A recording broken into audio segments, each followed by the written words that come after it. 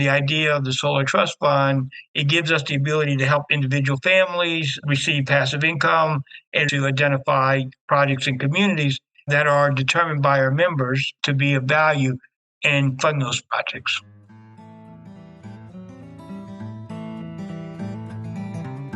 As the energy transition accelerates, more communities seek opportunities to capture the benefits of the transition, including income and wealth building, jobs, and local decision-making. The Boston Community Solar Cooperative was created to capture these benefits through local solar developments built for and run by the community. Their first project will start construction later this year, the first of what Acting President Gregory King, who is also Managing Director of TSK Energy Solutions, hopes will be many projects. Gregory joined me in January 2025 to talk about the economic opportunity the cooperative will be building from solar. I'm John Farrell, Director of the Energy Democracy Initiative at the Institute for Local Self-Reliance, and this is Local Energy Rules, a podcast about monopoly power, energy democracy, and how communities can take charge to transform the energy system. Gregory, welcome to Local Energy Rules. Well, thank you for having us. I wanted to start by just asking you to share a little bit about yourself. How did you end up working in solar energy? And can you tell us a little bit more about your work with TSK Energy Solutions? Yeah, well, thank you. So TSK Energy Solutions is a consultancy focused on the energy transition. A lot of my work involves environmental justice as well as workforce development, really looking to see to what degree we can use the energy transition that we need for climate mitigation to empower local communities with jobs, with ownership opportunities, and with economic benefits. How did you end up getting into this field, out of curiosity? Yeah, so my personal background is I've been an entrepreneur for most of my career. Spent many of my years in software development. Took a company public at one stage in my career. And I transitioned into energy through my consultancy practice, where I had a client who was developing energy modeling software. And I was assisting them in figuring out go-to-market strategy. And I was intrigued by the amount of investment we were going to need to get off of fossil fuels. And so that was my entry into the energy world. Prior to that, I was working primarily with early stage startup companies as a mentor and sometime investor, helping them get their businesses off the ground. Once I discovered that there was this $265 trillion investment needed, according to McKinsey, to transition to a net zero economy, I thought that was a great place to spend some of my personal time trying to cultivate opportunities for others. So talking about cultivating those opportunities, can you explain a little bit about what the Boston Community Solar Cooperative is? Maybe starting out by just kind of like some of the logistics of it. Where are the panels going to go? How is it going to be financed? Who's involved? How did you get involved in the project? So the Boston Community Solar Cooperative really was created after the Inflation Reduction Act was passed. And there was a group of local folks who were, meeting around community solar opportunities through an organization called Energy Allies. And we, as a group, began to realize that with the Inflation Reduction Act, tax credit in particular, there may be a new tool for financing projects. And so a group of us got together and formed the Boston Community Solar Cooperative intentionally as a cooperative with a goal of being able to qualify for the IRA base and bonus tax credits and to use those tax credits to monetize those tax credits as a way to finance projects. As you're probably aware, solar is pretty much a capital-intensive business, and historically, solar developers have used tax equity as a financing mechanism. But prior to the IRA, tax equity investors had to have an ownership stake for a minimum of 5 years in order for those tax credits to be viable. That changed with the IRA.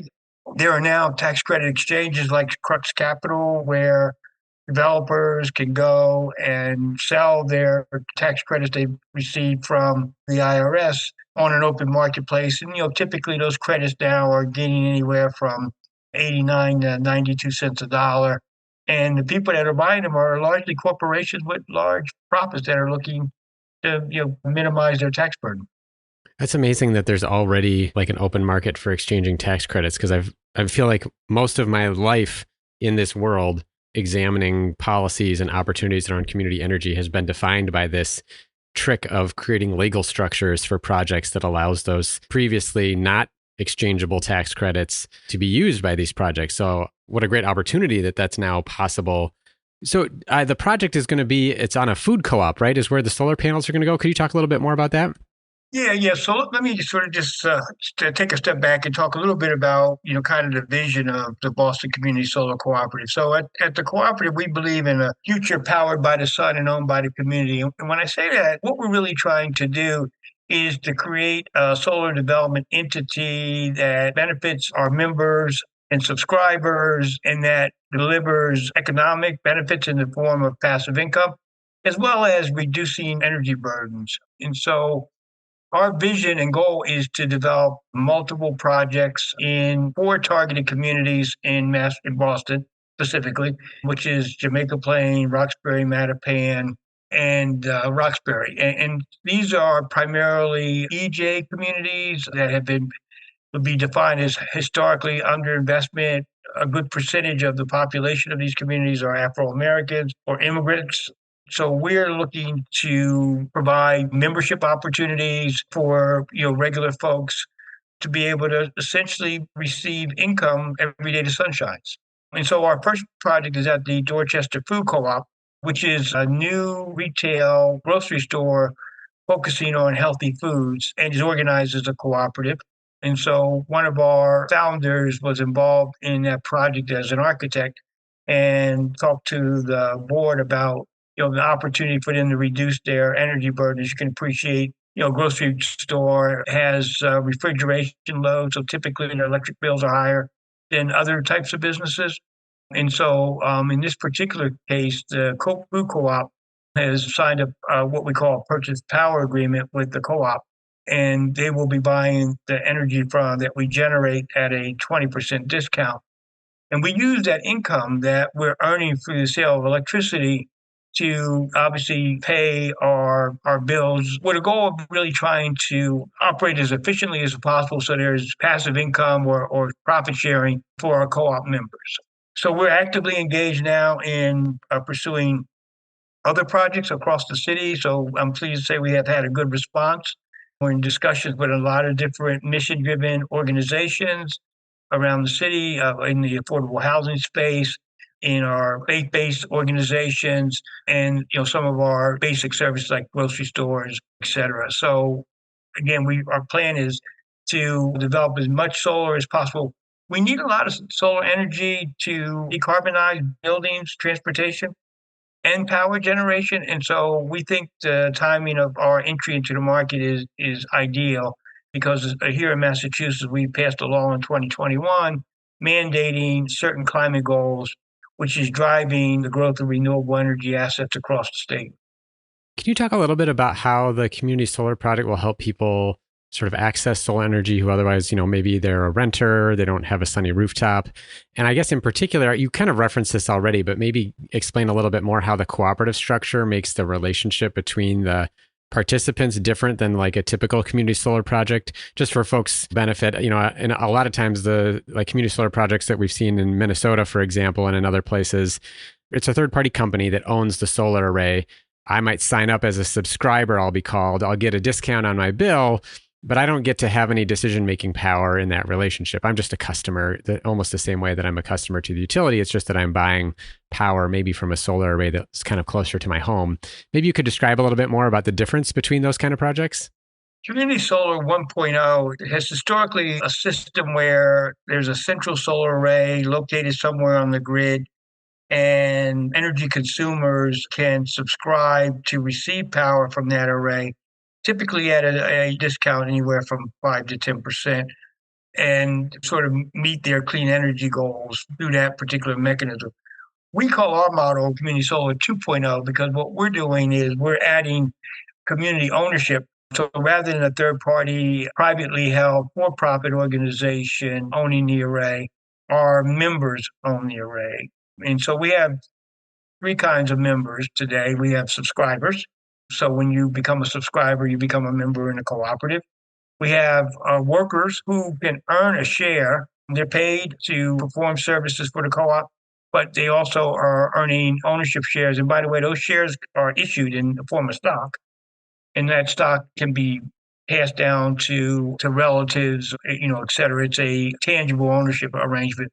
And then we have investors. And so investors are folks who invest in projects, and in that case, they get a return on the use of their capital.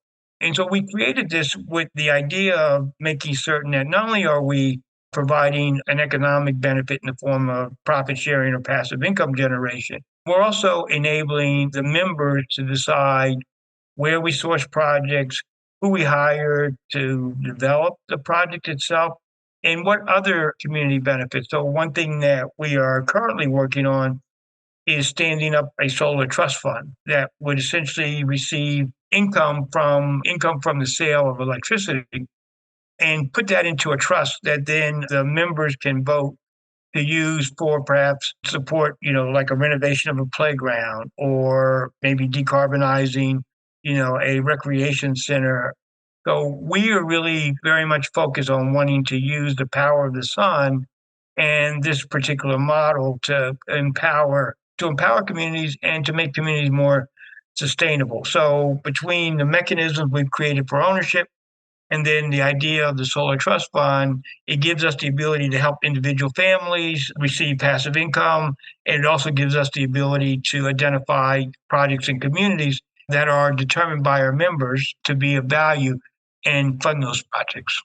I love that you have such this range of benefits, both specific to developing clean energy, the like opportunity to build wealth, the fact that workers can get a share of ownership, that subscribers are also members. ILSR a couple of years ago published a report called Advantage Local that talks about the benefits of locally owned renewable energy project. And I think this project really embodies several of them. I was wondering if you could talk a little bit more about sort of the opportunity to build wealth, sort of, if I understand correctly, your project on the Dorchester Food Co-op, your revenue is coming in from selling electricity to the co-op. So are the subscribers, is there any electricity that the subscribers are getting, like with bill credits? Is that also part of the mechanism, or is it actually just the revenue that's being shared? So the Dorchester Food Co-op project is one of several different project types we're pursuing. And so in that particular case, we have a single subscriber off-taker. However, other projects that we are in the process of securing development rights for would probably fall more in the traditional community solar, where we will develop a solar array and we will solicit subscriptions from consumers in the general marketplace. In terms of our overall strategy, is we have this single cooperative entity developing. The goal is to develop multiple projects. Every project we develop increases the amount of income that we generate, and in theory, provides a bigger pool of profits that can be shared with our members as well as could support our solar trust fund. So, it's really their strength in numbers. This model really is pretty dependent on our ability to scale up and do multiple projects. And we're very, very fortunate that we sort of have this perfect storm in Massachusetts that's going to contribute to our success. And that perfect storm is built on the following.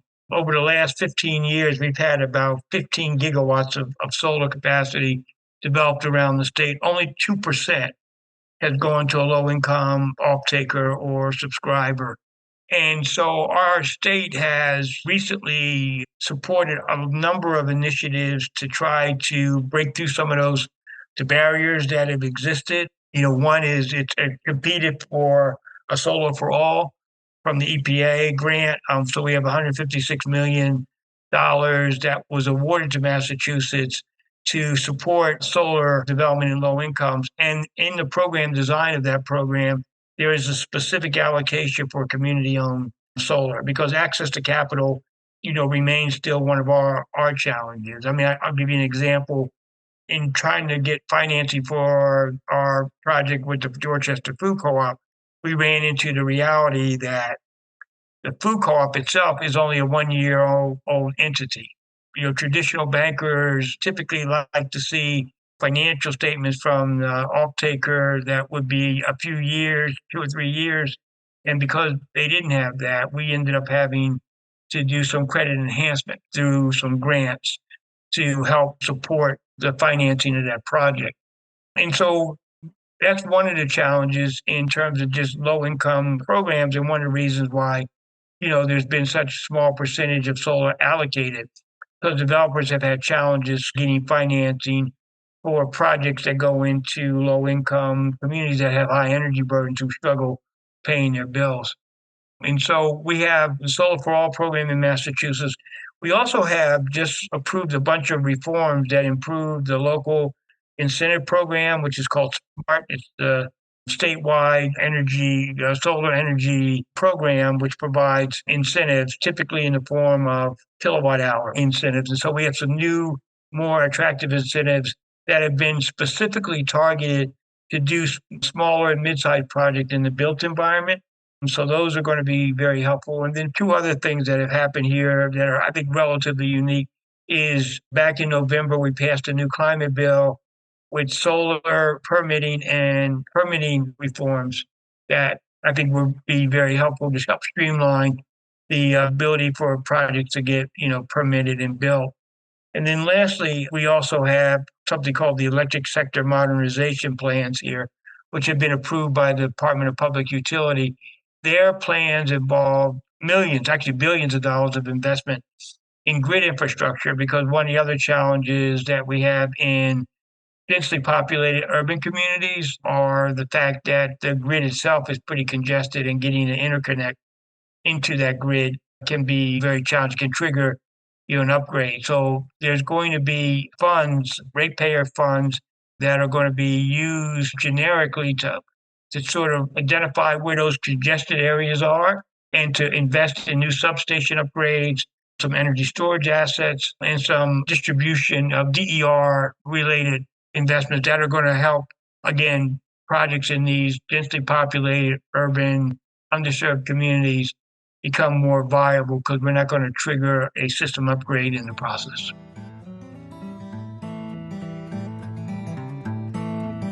We're going to take a short break. When we come back, I ask Gregory about how all of the federal and state policies have supported the community-driven solar project model. I ask if there are any missing pieces that could still be filled in, and what advice he has for folks wanting to similarly design cooperatively owned community solar projects. You're listening to a Local Energy Rules podcast with Gregory King, Acting President of the Boston Community Solar Cooperative and Managing Director of TSK Energy Solutions. Hey, thanks for listening to Local Energy Rules. We're so glad you're here. If you like what you've heard, please help other folks find us by giving the show a rating and review on Apple Podcasts or Spotify. 5 stars if you think we've earned it. As a bonus, I'll gladly read your review aloud on the show if it includes an energy-related joke or pun. Now, back to the program. Do you happen to know, are some of those investment dollars going to be structured in a way that, say, maybe some of your community solar projects would be considered part of those modernization plans, like somehow get incentives, or maybe you guys can add a battery to the project and have that paid for or partially paid for? Are there any kind of overlaps there between those investments, or is it mostly just that it will open up grid areas that are previously not available? Yeah, no, it's really about providing more core infrastructure for renewable energy, and also other technologies like EV charging and what have you, things that are going to be required for us to decarbonize. But why it's important to us is because in many of the areas that we want to do development, substation capacity is very limited. And so this will be very important. There are blackout areas in the city of Boston, for instance, that there's just no additional grid capacity for, that have historically been sort of off limits to any developer, and those are now going to be opening up, and so we're very excited about being able to work with building owners who historically have not been able to have a solar project on their rooftop or in a parking lot, be now eligible to receive solar because of these new investments being made by our local utilities. And by the way, those modernization have been approved. The rate case to support how this is all going to be funded is still not quite settled. So there's certainly going to be an interesting process here locally to try to balance, to make certain that those investments do not become too burdensome. Because here in Massachusetts we have some of the highest electric rates in the country. Yeah. That is going to be a widespread issue, I think, across the country as we're looking at major investments in the electric grid and the costs. I wanted to circle back just for a second to you've mentioned a few of the different like incentive programs, and I want to sort of tie this together a little bit. You mentioned the Inflation Reduction Act has the tax credits that have now been transformed to make them easier to use, that there are bonus tax credits for projects that specifically are serving, historically marginalized communities. You have the Massachusetts SMART program that is now going to have incentives for projects that are on the built environment that are small and mid-sized projects. You have the Solar for All grant that might help with some of the credit enhancement, it sounds like, to make it easier to get financing. Did I miss anything there? Is there other things, or is there anything else you'd like to tell me about how these different programs specifically help the focus on allowing you to serve low-income participants or have local ownership? Yeah, no, I think it's the totality of the incentives. And of course, the siting and permitting provisions of the new climate law are also a factor because historically there hasn't been a lot of guidance. And this doesn't affect us directly because we are very solely focused on Boston. So we have one municipality, but across the state, developers have run into the reality that local municipalities control the siting and permitting, and that there's not a common system or guidance that exists to help kind of create more of a level playing field so developers know what to expect and what might be a set of requirements. A lot of that variability is being squeezed out of the system by this new law, which has a framework for how municipalities are required to site and permit projects. And oh, by the way, one of the things that the siting and permitting changes is discouraging development on greenfields or agricultural lands and incenting development in the form of solar canopies or in the built environment for rooftop solar. Because if you look at the history of solar in Massachusetts and you look at that 15 gigawatts of capacity, you'll notice that a good percentage of it is in fairly rural areas where there's no major grid congestion, land is cheap, and people have been able to develop in that environment. And so the siting and permitting reforms and the new smart incentives really combine to make being able to do solar developments much more financially attractive in these highly densely populated urban environments. And the credit enhancement services makes the ability for a private organization like us, which is, we're a startup, we've been at this for about 18 months. It makes it a little bit easier for us to get access to bridge capital and to financing, construction financing, than if those programs did not exist. As you said, it's kind of a perfect storm for you of all of these different pieces coming together. Are there still anything, though, that you think of as like a missing piece where it's like, oh, if we had this other component? I know some states, for example, when they do community solar in the sort of subscription model, they don't have what's called consolidated billing. So people actually end up getting two bills. They get one from the community solar project and one from the utility, which can be kind of inconvenient and also make it hard to understand how they're actually saving money overall. Is there anything like that you feel like is a missing piece at this point, or do you feel like actually the market is structured pretty well to make it easier? You raised an important point around the consolidated billing. And just for folks in the audience, typically when you subscribe to a community solar farm and receive energy from it, you may end up with two bills. The good news here in Massachusetts is that we're also addressing that. And so the local utilities are becoming actively engaged in actually providing that billing service. And so rather than receive multiple bills, you have a single consolidated bill from your local distribution partner. One of our local hospitals here, the Boston Medical Center, who you may want to talk to in a future podcast, has recently launched something called the Prescription for Power program.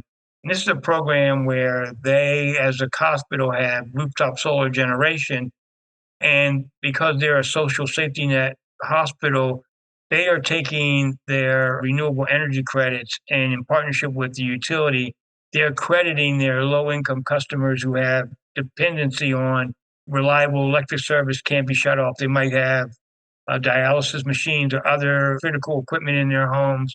And so the Prescription for Power program is literally crediting certain qualified low income patients with energy that's being generated by the hospital and being credited to those individual patient bills. So that's another example of an innovation that was created by this opportunity to think outside the box and figure ways that we can use solar energy to create new forms of benefit.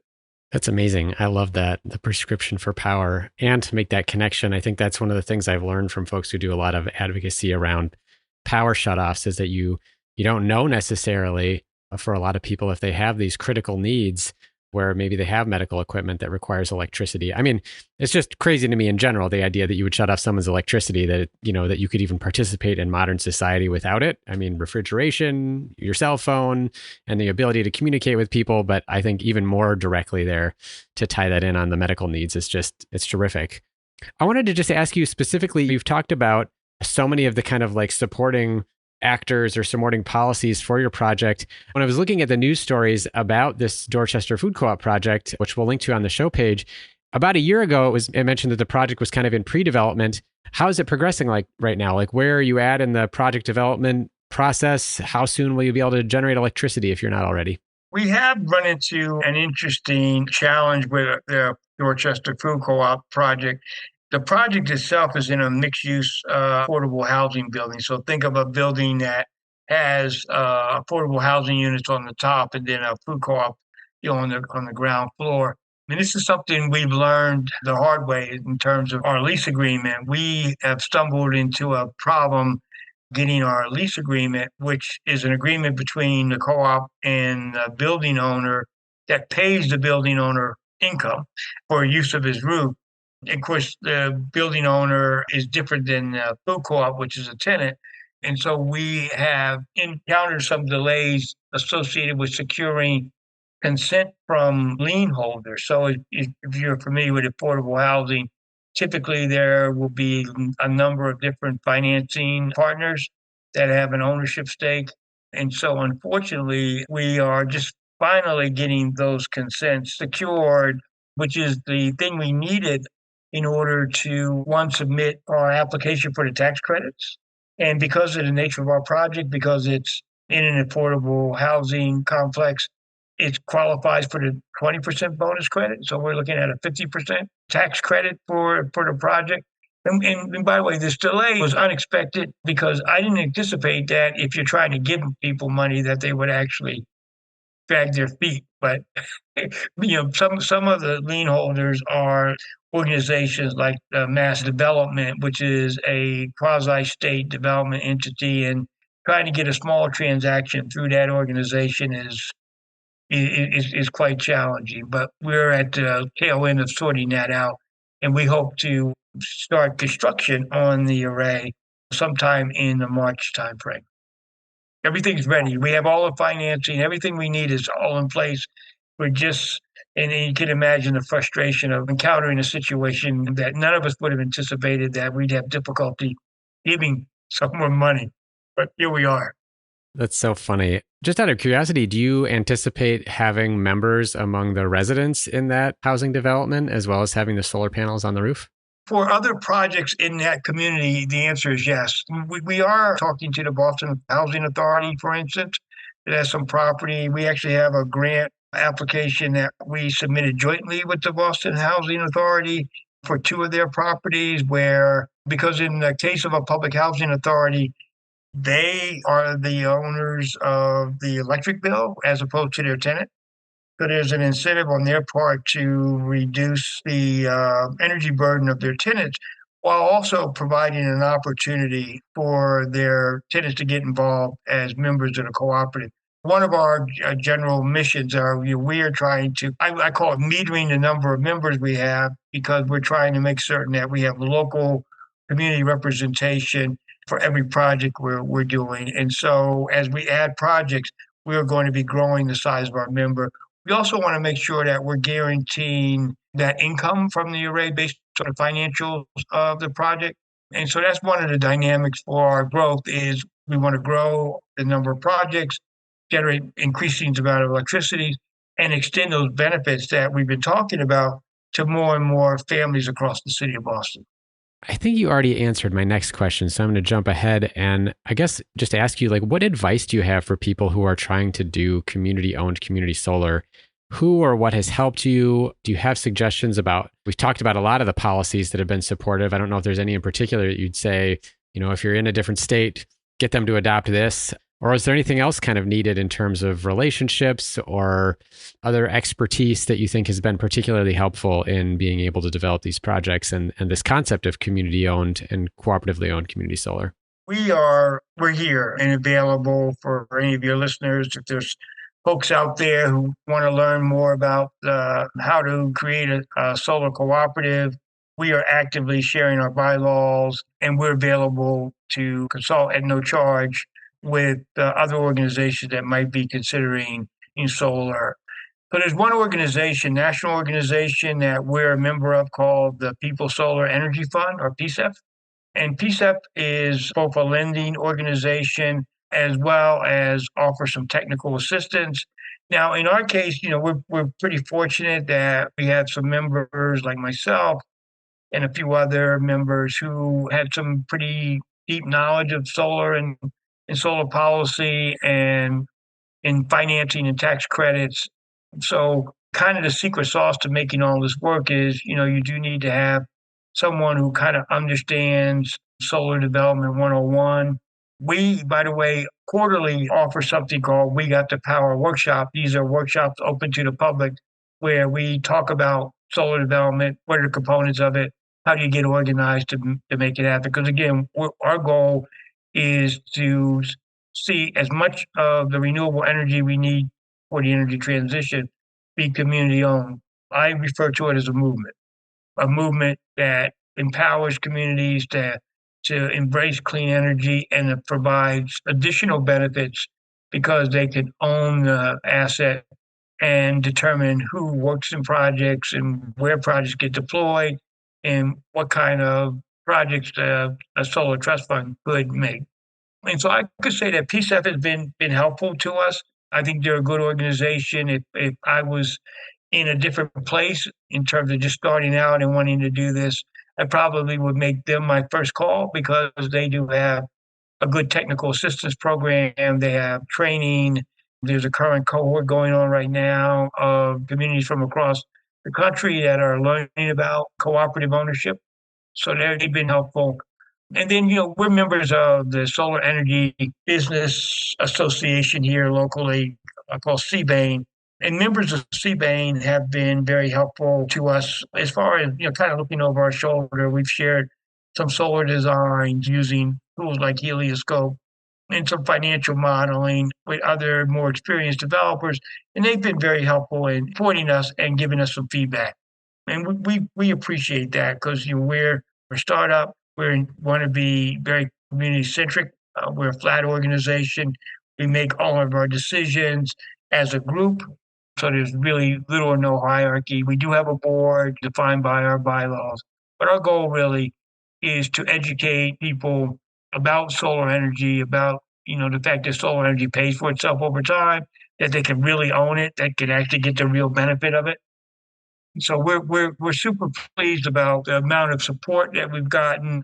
You have seen some of the articles that have been written about our work, which has stimulated interest from potential subscribers and off-takers. And so we're pretty bullish about our future. Even in spite of potential policy changes at the federal level, the good news is that solar policy is something that is regulated at state basis. And anybody who's in a state other than Massachusetts, I would certainly say you might want to take a look at what Massachusetts has done with its SMART program, with the siting and permitting reforms, and with the grid modernization efforts, because those are all ingredients that are going to make solar more ubiquitous, and also that's enabling every community, not just the wealthy communities, to be able to invest in solar technology. Gregor, is there anything that I should have asked you about that you were thinking of sharing in this conversation that you think people should hear about in terms of the Boston Community Solar Cooperative that I failed to ask? No, I think we've covered quite a bit of ground. I think there's a new opportunity created. I would also, for your audience, suggest they might want to take a look at at Crux Climate, which is a tax credit exchange, and see how quickly that tax credit exchange has grown from its inception to now processing billions of dollars of tax credits from renewable energy projects.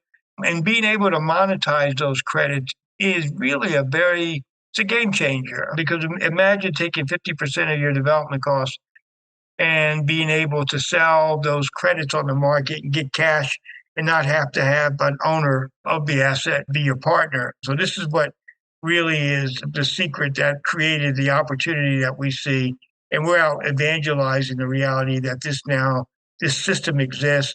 It can be used to help finance projects. You don't have to wait for a direct pay arrangement. You can transfer your tax credits for cents on the dollar, 89 to 92 cents on the dollar, and be able to use those funds for purchasing panels, inverters, meters, and other things that are part of a capital intensive solar project. So we're optimistic that the future is bright, that there's this new opportunity for community owned solar to get not just the environmental benefits of solar energy, but the economic benefits of ownership. And we're here to help any other organization around the country that might be interested in replicating what we're doing, because again, we're hopeful to create a movement that is enduring and that's beneficial to as many communities as possible. Well, Gregory, thank you so much for taking the time to come join me and talk about the Boston Community Solar Cooperative. I learned a lot about kind of what the opportunities are in Massachusetts, but also how you're taking advantage of federal policy. This tax credit exchange was new to me as well. And I just think it's such a great story to hear that there are more opportunities for local ownership of community renewable energy projects. So thank you again for joining me. I really appreciate it. Thank you, John. Thank you for the work you're doing to put a spotlight on innovation in renewable energy. Thank you so much for listening to this episode of Local Energy Rules with Gregory King, Acting President of the Boston Community Solar Cooperative and Managing Director of TSK Energy Solutions, where we spoke about the opportunity to build community wealth and serve low-income communities with community-owned community solar. On the show page, look for links to news stories about the cooperative, as well as links to resources about the various programs Gregory mentioned that support the cooperative's community ownership model. Everything from the Federal Inflation Reduction Act to the Massachusetts SMART program to the state's 2024 climate bill. We'll also link to related Local Energy Rules podcasts, including episode 127 with Timothy Denherter-Thomas about the People's Solar Energy Fund, which provides financing and technical assistance to communities looking to do renewable energy projects, as well as episode 213 with Jeremy Kalin about the direct pay provision of the Inflation Reduction Act. Also look for a link to Advantage Local, a 2023 report by ILSR documenting the benefits of local ownership of renewable energy. Local Energy Rules is produced by myself and Ingrid Burson, with editing provided by audio engineer Drew Birschbach. Tune back into Local Energy Rules every 2 weeks to hear how we can take on concentrated power to transform the energy system. Until next time, keep your energy local, and thanks for listening.